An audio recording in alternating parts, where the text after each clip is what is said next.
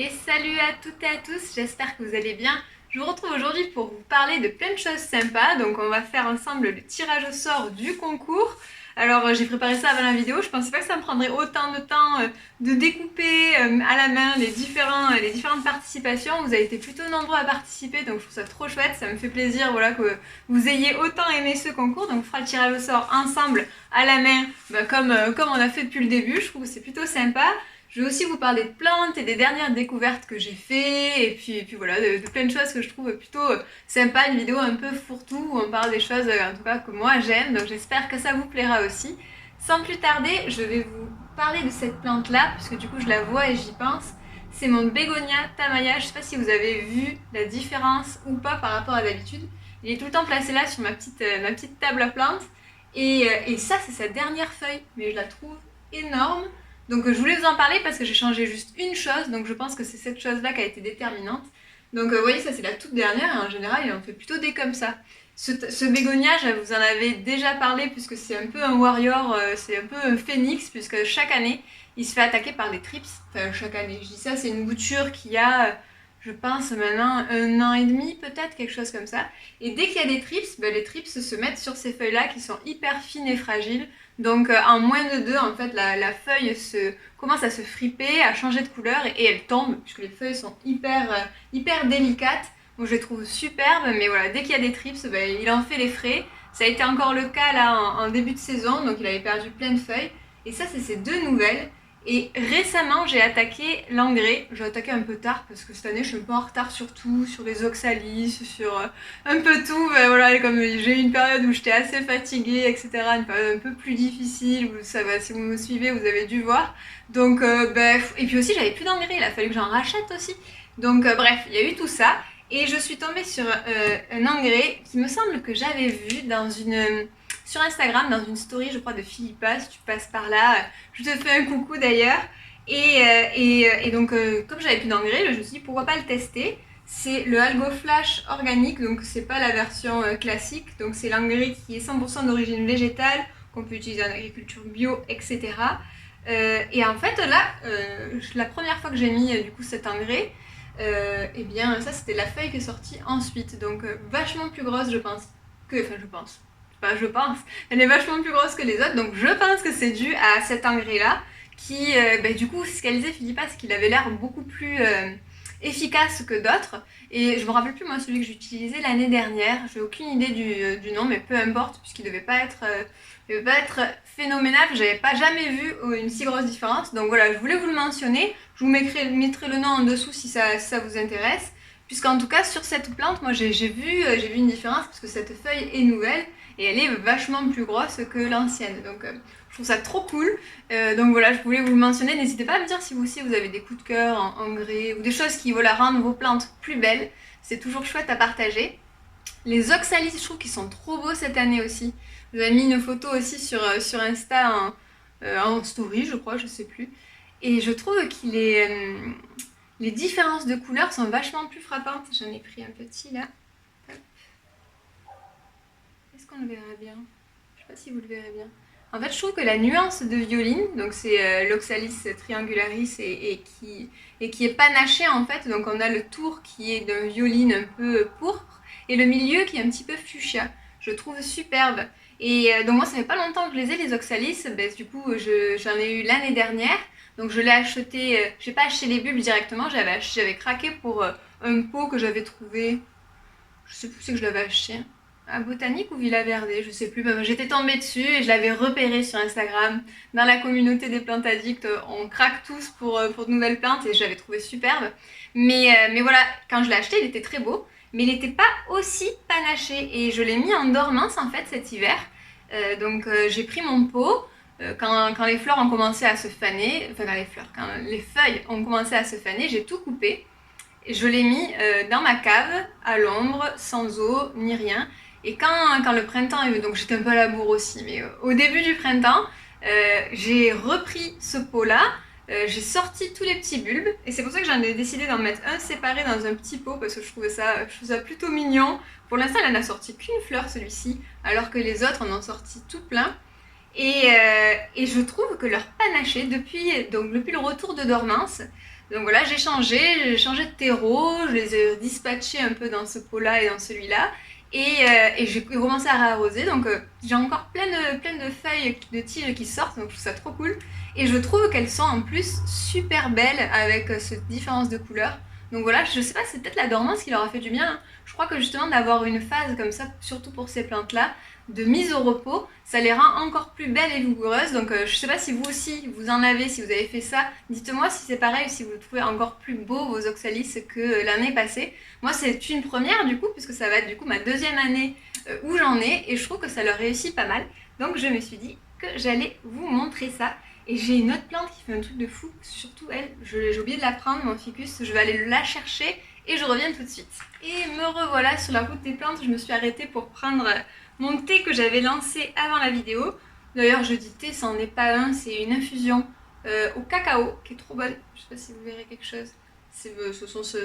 Elle est d'une couleur un petit peu marronnée, je crois que je vous en avais déjà parlé. C'est l'infusion, du coup, c'est des fèves de cacao, des cosses des fèves de cacao qui ont été torréfiées. C'est Greenma qui fait ça, c'est une marque aussi dont je vous ai déjà parlé parce que c'est une marque française que j'aime beaucoup. Et c'est hyper original.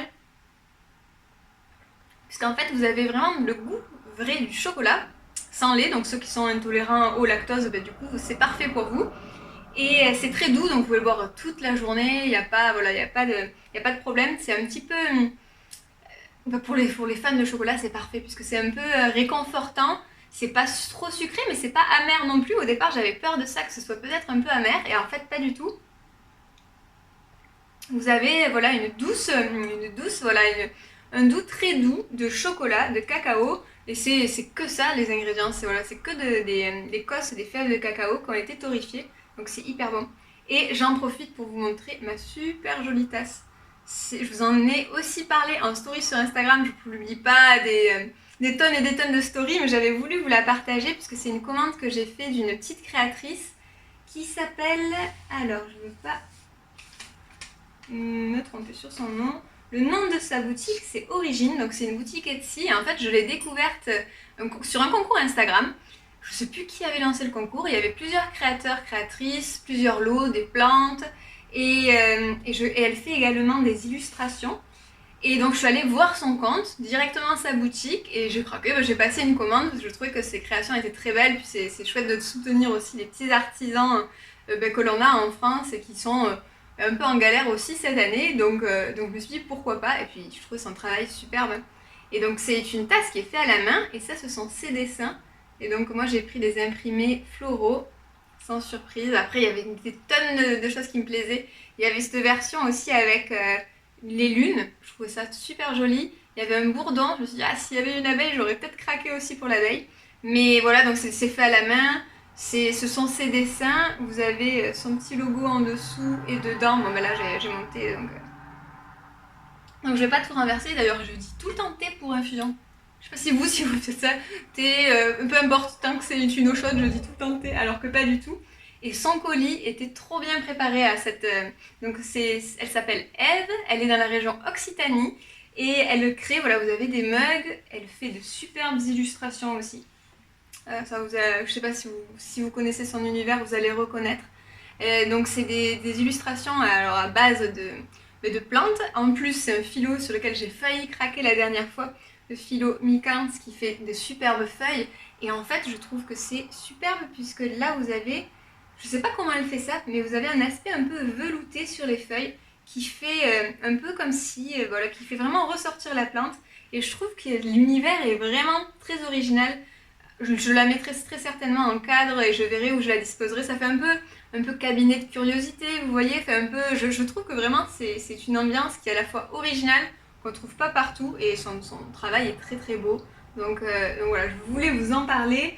J'ai eu un petit cadeau aussi dans les commandes, elle met souvent des petits cadeaux dans votre colis. Le colis était superbement bien préparé, tout était bien positionné. Vous avez, j'ai gardé ça pour montrer le détail, un petit scellé avec de la cire, super joli avec un petit arbre. C'est des petits détails mais ça fait toujours plaisir. Hop, un petit... comment on appelle ça? Stickers qui a été fait toujours sur une base sans illustration. On dirait que c'est une petite loutre qui fait le namasté comme ça, super joli. J'ai même pas osé l'enlever, je sais pas où c'est que je le mettrai, mais je trouve que c'est hyper joli. Et ça, vous voyez, c'est sa signature.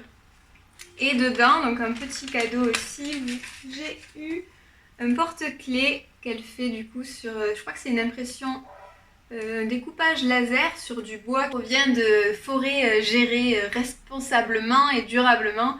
Et je crois que c'est du noyer d'ailleurs, ce petit porte-clés là. Et je le trouve hyper mignon. Donc c'est un de ses dessins toujours. Là c'est un renard.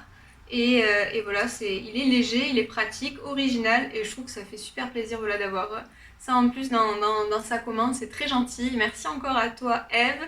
Et voilà, n'hésitez pas à aller faire un tour dans sa boutique. C'est toujours sympa de découvrir des petits artistes comme celle-ci. Je vous mettrai son lien de sa boutique en dessous dans la barre d'infos. Comme ça, vous aurez tout ce qu'il faut. Et à l'origine, j'allais pour vous chercher mon ficus. Mais c'est un petit détour qui vaut le coup, puisque du coup, j'ai pu vous parler de ça.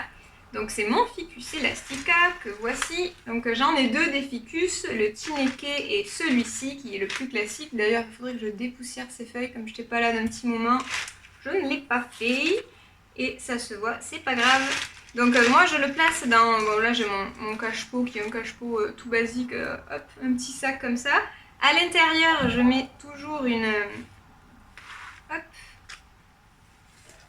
un petit fond de billes d'argile, vous voyez, qui reste humide. Alors faut pas regarder, ça c'est vraiment de la récup. Hein. Tout, rien ne se perd ici, tout se transforme. C'est à l'origine c'était une poêle et du coup qui s'était cassée. Et donc en enlevant la truc, ça fait un récipient pour mettre le petit billes d'argile qui reste humide. Et parce qu'il aime bien l'humidité. Et depuis que je l'ai mis, en fait j'ai changé de position. Il stagnait un petit peu, il était à l'origine... Vous voyez, à côté là, de ma télé, à la place de ma ZZ Plante, juste ici j'en ai une autre que vous voyez peut-être pas là. Mais du coup en fait la pièce est lumineuse, mais lui il n'avait pas de lumière directe, enfin ni de soleil direct, enfin c'était la lumière un peu indirecte.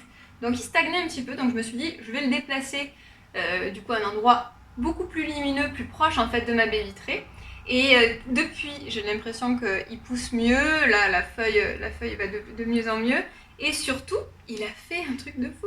Enfin, que moi je trouve fou parce que j'ai rien fait pour en fait. Il est en train de se ramifier tout seul, vous voyez là en fait quand il était à l'ombre, en plus dans son cache-pot, le cache-pot montait un peu plus, du coup les feuilles du bas étaient tombées naturellement, ça arrive très fréquemment avec ces ficus. Et donc ce qu'on peut faire si on souhaite, quand il y a des nœuds, on peut pousser la ramification, donc en faisant une petite incision, enfin voilà, il y avait Marion qui avait fait une vidéo à ce sujet. Et moi, en fait, je l'avais laissé tel quel, c'est-à-dire que je l'ai juste changé de place, mis un endroit plus lumineux, et donc avec toujours ce petit billet d'argile, donc de l'humidité, de la lumière, je pense que ça lui a vachement plu. Et il fait en fait tout seul une autre tige, puisque pour l'instant il avait qu'une tige, qu'il est en train de faire avec plusieurs feuilles ici, donc je trouve ça trop fou. Je voulais vous le partager parce que je trouve que la nature est super forte toute seule, quoi. Vous voyez, en fait là c'était l'emplacement d'une ancienne feuille. Donc on voit le nœud encore, et juste au-dessus. Donc c'est comme ça d'ailleurs qu'on fait quand on veut ramifier, pousser la ramification, ou comment on dit, un petit peu réveiller un nœud. Ben là le nœud s'est réveillé tout seul et il est en train de sortir une tige, donc je trouve ça trop cool. Après je lui ai mis lui aussi une petite dose d'algoflash, donc autant l'engrais y est aussi pour beaucoup, mais je pense que l'exposition lui convient. Les deux sont à côté maintenant, le Tineke et lui, et comme ça j'ai vraiment l'impression que la place leur correspond mieux. On m'avait dit qu'il fallait éviter les endroits où il peut y avoir des courants d'air. Par contre, ma baie vitrée, je l'ouvre parfois, mais je pense qu'il est un peu à l'abri, donc j'ai l'impression que ça leur convient, donc je vais les laisser là-bas. Et surtout, il s'est ramifié tout seul, donc je trouve ça plutôt chouette. Voilà, je voulais vous le partager. Je vais peut-être pas le laisser en plein milieu. Hop. Voilà, on va le mettre ici. Donc ouais, je trouve ça trop cool, donc je vais vous le partager. Je sais pas si vous avez déjà essayé de pousser la ramification d'un ficus. Si vous avez d'autres techniques d'ailleurs de celle d'inciser au cutter au-dessus d'un nœud, si ça a marché ou pas pour vous, ou si ça s'est fait tout seul aussi, n'hésitez pas à me dire en commentaire, je serais vraiment curieuse de lire ça. Moi c'est la première fois que du coup je vois ça, donc je trouve ça plutôt chouette. De quoi je voulais vous parler aussi, bon j'ai le retour de mes moucherons, donc j'ai laissé ça, je viens de le voir là, je l'ai laissé pour la vidéo, c'est pas grave. J'ai remis mes petites bandelettes autocollantes et vous voyez ça se colle dessus. Par contre, je l'avais mis aussi sur mes oxalis que je maintiens assez humides, donc qui du coup les moucherons étaient venus. Et mauvaise idée de mettre ça sur les oxalis, donc plutôt je vais mettre une petite secoupe avec du vinaigre, un petit peu de savon, enfin comme la recette comme je vous avais donné du coup en vidéo, mais pas les bandelettes puisque du coup les feuilles sont hyper fines et se sont collées là-dessus. Donc voilà, le retour des moucherons, des tactiques pour les récupérer. Je pense que là c'est le printemps, c'est la période où ils sont le plus nombreux, je pense qu'on est beaucoup à avoir le retour des moucherons chez nous, donc voilà. Je mets des petites bandelettes pour capturer les adultes, je mets des petits pièges aussi, ça marche hyper bien. C'est des bandelettes que moi j'avais déjà depuis un moment, en fait longues que je découpe, qui sont recto verso, donc après parfois vous pouvez décoller l'autre côté pour que ça se colle des deux côtés. Ça piège assez bien et bon c'est pas des plus beaux, voilà, faut faire attention de ne pas les mettre sur les feuilles, pas comme j'ai fait avec mes oxalis. Mais voilà, ça marche plutôt bien pour capturer ces petites mouches hétéros, ces cyarides qui viennent un peu partout. Voilà, il y a plusieurs techniques. J'espère que vous n'êtes pas trop envahis de votre côté. Moi, ça va. En ce moment, c'est en train de se calmer, je pense, avec les petits pièges que j'ai mis. Mais c'est vrai que c'est pas tout le temps des périodes sympas, hein. Et voilà, faut essayer de pas garder son terreau trop humide non plus. Mais il y a des plantes qui aiment l'humidité, donc bon, voilà, faut essayer un peu de trouver un juste milieu pour pas trop être envahi, pour que les plantes soient bien aussi. Bon, voilà pour ça. Du coup, j'ai des petites bandelettes qui traînent partout. C'est pas des plus jolies en termes de déco, mais bon, ça m'évite un petit peu d'être envahi par les moucherons. Voilà pour les plantes, je pense que j'ai fait le tour des différentes petites choses que je voulais vous parler. Sans plus attendre, on va faire le tirage au sort du concours. Je ne sais pas si vous vous rappelez, il y avait 3 lots différents. Donc je vais, comme la dernière fois, essayer de respecter au mieux vos choix. Donc je vais en tirer 3. Et le premier, je vais essayer de respecter du coup son lot préféré. Et ensuite, dans la foulée, voilà, je sais que vous êtes plusieurs à avoir noté que tous les lots vous plaisaient, donc ça me fait vraiment plaisir. Voilà, je suis contente du coup que ça vous ait plu. Merci pour vos petits mots aussi. Voilà, vous pouviez mettre des commentaires en facultatif dans le Google Form. Vous avez été beaucoup à écrire des choses très gentilles, donc ça me fait plaisir, ça m'a fait chaud au cœur. Donc voilà, je voulais vous remercier et on va faire ce tirage au sort ensemble. Donc voilà, j'ai pris comme d'hab vos petites lignes de participation que j'ai découpées et mis dans le chapeau. Je vais tirer les 3 d'un coup que je vais mettre de côté et puis on va voir ensemble. Allez, roulement de tambour, c'est parti! Alors, en voilà 1,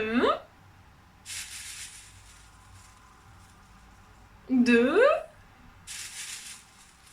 et 3. J'espère que ça va bien se passer, c'est-à-dire que les 3 personnes n'auront pas choisi le même lot. Si ça se fait aussi bien que la dernière fois, ce serait parfait, sinon on va faire au mieux. Donc le premier, je l'ai mis là, le deuxième, le troisième. Et bien allez, on va voir ensemble. Donc, je vais dire uniquement le prénom, parce que du coup moi là j'ai l'adresse email. Hop, le premier c'est Aurélie qui a remporté le premier lot, donc le bouture de potos argenté. Bravo Aurélie, félicitations à toi. Donc les petites boutures aussi, hop, je les ai mis à côté, sont là, elles sont en train de hyper bien raciner, donc je vais pouvoir pas tarder à faire l'envoi, donc je trouve ça super, ça tombe très bien. J'ai attendu un petit peu pour faire le tirage au sort, voilà, que toutes les participations soient terminées. Donc premier lot, Aurélie qui remporte ce lot. Je te contacterai du coup par email pour te confirmer ça et que tu puisses me donner ton adresse. Deuxième papier, j'espère que ça va pas être pour le même lot. Alors, ah super, c'est Laure qui a gagné, bravo Laure, félicitations à toi. Et qui dans les choix avait mis peu importe, je participe pour les 3 lots. Donc là il en reste 2 maintenant, les produits solides et la revue. Et on va voir avec la troisième, ou le troisième gagnant d'ailleurs, puisque s'il y avait des hommes et des femmes, pour voir si hop, ça s'équilibre. Et il s'agit d'Aline, donc là uniquement 3 femmes cette fois-ci. La dernière fois il y avait un homme au milieu du coup des trois gagnants. Et là donc ce sont 3 gagnantes. Aline qui a participé pour le coffret de produits solides Melo Ayurveda. Hop, donc ce coffret-ci, qui moi est vide hein, parce que c'était, je m'en suis servi. Du coup vous pourrez sélectionner vos propres produits. Donc Aline, je te contacterai directement par mail et te mettrai en lien avec du coup le responsable de la boutique Melo Ayurveda et vous pourrez ensemble choisir vos produits. Félicitations!